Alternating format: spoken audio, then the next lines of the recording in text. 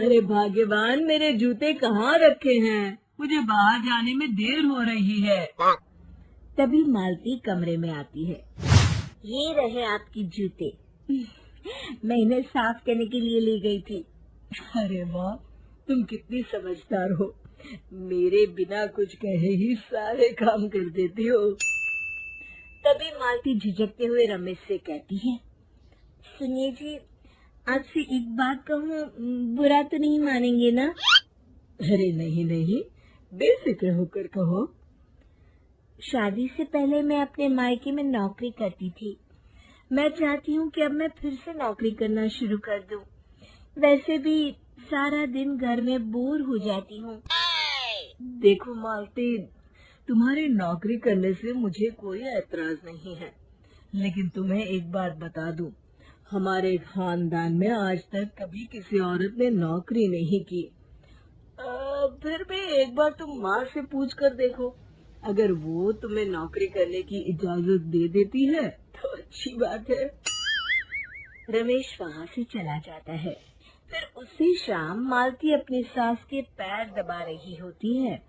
तभी उसकी सास मालती से कहती है, अरे क्या बात है बहू, आज तो ठीक तरह से मेरे पैर नहीं दबा रही।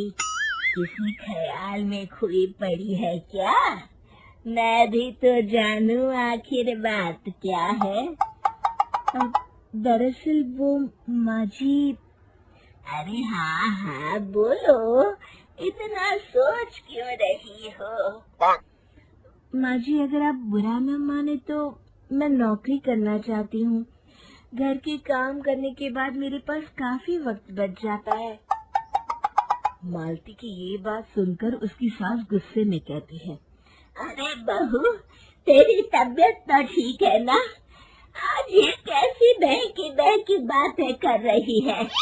भला हमारे खानदान में आज तक कभी किसी औरत ने नौकरी की है जो तू नौकरी करने की बात कर रही है? हैं?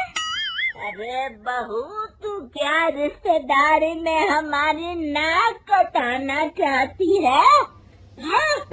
जितना जल्दी हो सके अपने दिमाग से नौकरी का भूत उतार दे, और अब जा, जल्दी से रसोई में जा, खाना बनाने का वक्त हो रहा है। मालती मन मार कर खाना पकाने के लिए रसोई घर में चली जाती है। अगले दिन, नमस्ते माँ जी, कैसी हैं आप? अरे आओ आओ दिवाकर बेटा, बैठो, मैं तुम्हारे लिए चाय मंगाती हूँ। बहू, जरा एक कप चाय तो लेती आना। फिर दिवाकर एक फाइल खोलकर मालती की सास के सामने रख देता है। ये देखिए माँ जी, ये है पिछले महीने का हिसाब, और ये रहे मुनाफे के रुपए। एक बार हिसाब देख लीजिए और इन कागजों पर अपने दस्तखत कर दीजिए। अरे दिवाकर बेटा, मैंने भला आज तक कभी तेरा हिसाब देखा है जो अब देखूंगी?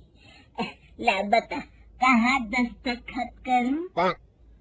तभी मालती चाय लेकर वहाँ आ जाती है और अपनी सास को बिना कागजातों को पढ़े इस तरह लापरवाही से दस्तखत करते हुए देखकर हैरान रह जाती है। अच्छा माली, अब मैं चलता हूँ, फैक्ट्री में बहुत काम है। फिर दिवाकर वहाँ से चला जाता है। कुछ दिनों बाद मालती बाजार में कुछ सामान खरीद रही होती है। तभी एक बूढ़ा आदमी उसे आवाज देता है, अरे मालती बेटी, कैसी हो? मुझे पहचाना? मैं तुम्हारी कंपनी में मुनीम का काम करता हूँ। हाँ चाचा जी, मैं आपको बिल्कुल पहचानती हूँ। कहिए, कैसे हैं आप? मैं तो ठीक हूँ। कंपनी में कुछ भी ठीक नहीं चल रहा, यहाँ तक कि हमें ठीक वक्त पर तनख्वाह भी नहीं मिलती। ये आप क्या कह रहे हैं? अब क्या बताऊं, आप लोग तो कभी हिसाब किताब देखने दफ्तर आते नहीं। मेरी मानो तो एक बार आप लोग दफ्तर आकर सारा हिसाब किताब देख लो, आपको असलियत पता चल जाएगी। अच्छा बेटी, अब मैं चलता हूँ, देर हो रही है। फिर वो बूढ़ा वहाँ से चला जाता है।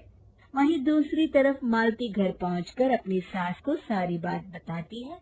तभी वहाँ रमेश भी आ जाता है, लेकिन मालती की सास मालती की किसी भी बात पर विश्वास नहीं करती। तभी रमेश कहता है, अरे माँ, बिना आग के कभी धुआं नहीं उठता। जब मालती इतना कह रही है तो हमें एक बार दफ्तर चलकर देख लेना चाहिए। वैसे भी हम लोग काफी दिन से अपने दफ्तर नहीं गए हैं। इस तरह किसी एक आदमी के भरोसे काम छोड़ना मुझे भी ठीक नहीं लगता। अगले दिन वे सभी अपने दफ्तर पहुंचते हैं और सीधे दिवाकर के कैबिन में जाते हैं। अचानक सबको एक साथ देखकर दिवाकर चौंक जाता है। अरे माँ जी, आप सब लोग अचानक यहाँ कैसे आ गए? अगर कुछ काम था तो मुझे एक फोन कर दिया होता, मैं आपके घर आ जाता। तभी मालती की सास कहती है, अरे दिवाकर बेटा, आज मैं हिसाब देखने दफ्तर आई हूँ। जरा मुझे पिछले 6 महीनों का हिसाब दिखाना तो बेटा। दिवाकर घबराते हुए हिसाब की फाइल मालती की सास को देता है। मालती की सास फाइल लेकर मालती को देती है और कहती है, ले बहू, देख ले हिसाब। मालती फाइल को बड़े गौर से देखती है और अगले ही पल उसे सारी गड़बड़ी समझ में आ जाती है। वो अपनी सास से कहती है, माँ जी, मुनीम चाचा बिल्कुल सही कह रहे थे। हमारी कंपनी में पिछले 6 महीनों में जितना मुनाफा हुआ है, हमें उसका आधा पैसा भी नहीं मिला। क्यों, समझ लीजिए कि 1 रुपये में सिर्फ चवन्नी ही हमारे हाथों में आई है। मालती की बातें सुनकर मालती की सास गुस्से से दिवाकर को पूछती है, क्यों दिवाकर, मेरी बहू जो कह रही है वो सच है? दिवाकर समझ जाता है आज उसका भांडा फूट चुका है। वो गिड़गिड़ाते हुए कहता है, मुझे माफ कर दीजिए माँ जी, मैं पैसों के लालच में अंधा हो गया था।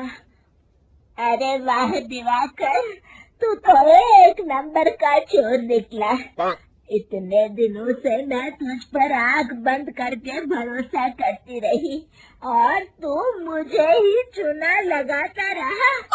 अभी के अभी निकल यहाँ से और दोबारा अपनी शक्ल मत दिखाना। दिवाकर वहाँ से भाग जाता है। मालती की सास मालती को शाबाशी देते हुए कहती है, बहू, आज मैं समझ गई कि पढ़ाई लिखाई हमारी जिंदगी में कितनी जरूरी है। मैं बहुत किस्मत वाली हूँ जो मुझे तुझ जैसी बहू मिली है। शिक्षा, पढ़ाई लिखाई का इस्तेमाल सही जगह करके हम दुनिया में बहुत कुछ बदल सकते हैं।